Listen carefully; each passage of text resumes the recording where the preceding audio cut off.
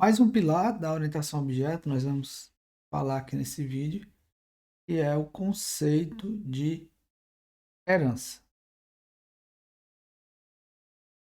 Então, herança adiciona mais uma camada de abstração na nossa modelagem dos nossos sistemas orientados a objeto.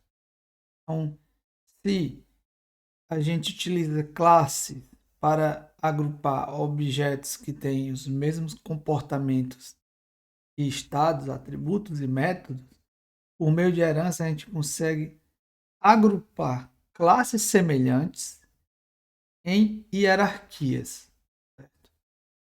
E dessa forma a gente permite que as classes que estão nos níveis mais inferiores da hierarquia, elas herdem atributos, né, os estados, comportamentos das classes que estão mais acima. Por isso o nome de herança. E aí, a cada nível de hierarquia, você aumenta o nível de abstração. Vamos para um exemplo aqui mais prático para tentar tornar esse conceito mais concreto.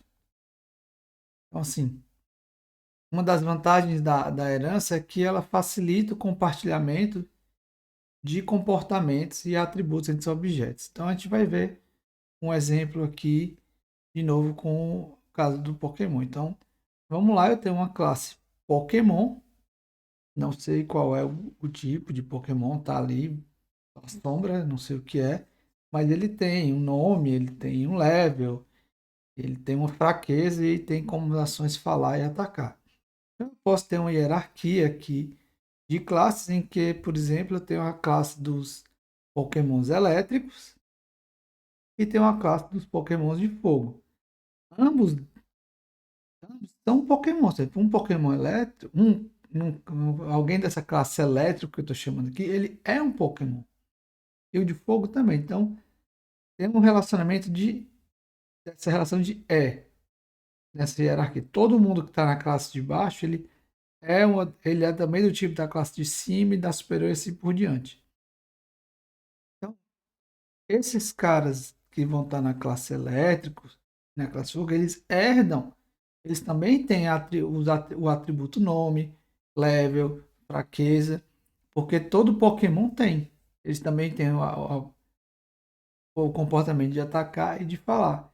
E aqui ainda, por exemplo, a gente pode extrapolar dentro da classe dos Pokémons elétricos, eu posso ter a classe dos Pikachus. Porque aí, a partir da classe Pikachu, eu posso criar vários Pikachus, várias instâncias do objeto Pikachu, e por fim, que também é uma instância de um Pokémon elétrico, que também é uma instância de Pokémon. E aí o Pikachu ele vai ter nome, ele vai ter o level, ele vai ter a fraqueza que ele herda da classe Pokémon. Se na minha classe elétrico tivesse mais atributos específicos de Pokémons elétricos, sei lá, vamos pensar aqui, voltagem, por exemplo. Então, na classe ela teria voltagem, somente Pokémons ela teria voltagem, então Pikachu ia ter, um Voltorb ia ter, um Jolteon ia ter, e o mesmo vale para a classe de fogo, por exemplo, se tivesse algum atributo específico de fogo, a gente poderia ir para Pokémons do tipo de fogo. E assim por diante. A classe Pokémon poderia ter atributos que a classe Pikachu poderia ter atributos que só Pikachu teria, por exemplo, sei lá, o tamanho do rabo, enfim, whatever, grau de fofura, não sei, estou inventando aqui. Mas a ideia é essa, você consegue agrupar os comportamentos, as classes, classes semelhantes em uma hierarquia. E o nosso último pilar, que é o pilar do polimorfismo, que é muito relacionado à herança também. E eu confesso que aqui que é talvez o mais difícil de se compreender sem código Java, sem código orientado a objeto, fica muito abstrato, mas vamos lá. Então, ele vem da polimorfismo, quer dizer muitas formas, do grego, certo? Então, ele é a capacidade de um método, eu estou falando aqui bem próximo de implementação, é por isso que eu digo que é difícil de entender sem código, de um método poder ser implementado de diferentes formas ou de realizar coisas diferentes. E a decisão do que será executado é tomada em tempo de execução, ou seja, quando o programa está rodando, através do mecanismo de late bind, que a gente vai falar mais à frente o que é. Mas para tentar deixar um pouco mais claro, eu vou trazer um exemplo aqui. Então imagine que eu tenho uma batalha aqui, Pokémon, ainda não escolhi meus Pokémons, mas você sabe que durante essa batalha o treinador vai escolher um Pokémon e vai poder atacar. Independente de qual é o Pokémon que vai vir, ele tem esse comportamento de atacar. E para o sistema, por exemplo, eu tenho aqui 4 Pokébolas que tem Pokémons. Então ele sabe que dali eu vou ter um Pokémon e vou atacar, mas eu não sei qual é. Mas ao mesmo tempo, para o sistema, ele só sabe que um Pokémon ataca. E se ele receber a mensagem de atacar, ele vai atacar. Se por acaso for um Pokémon, se for um Pikachu, ele vai atacar como um Pikachu ataca. Se for um Charmander, ele vai atacar como um Charmander ataca. Se for um Bulbasaur, ele vai atacar como um Bulbasaur ataca. Por quê? Porque todos são os Pokémons.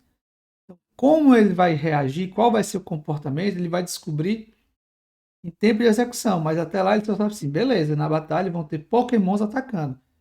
E só lá que, dependendo do Pokémon que aparecer, ele ataca de forma diferente. Então, é mais ou menos isso o polimorfismo. Eu sei que não fica tão claro sem código, mas é só para dar uma ideia inicial.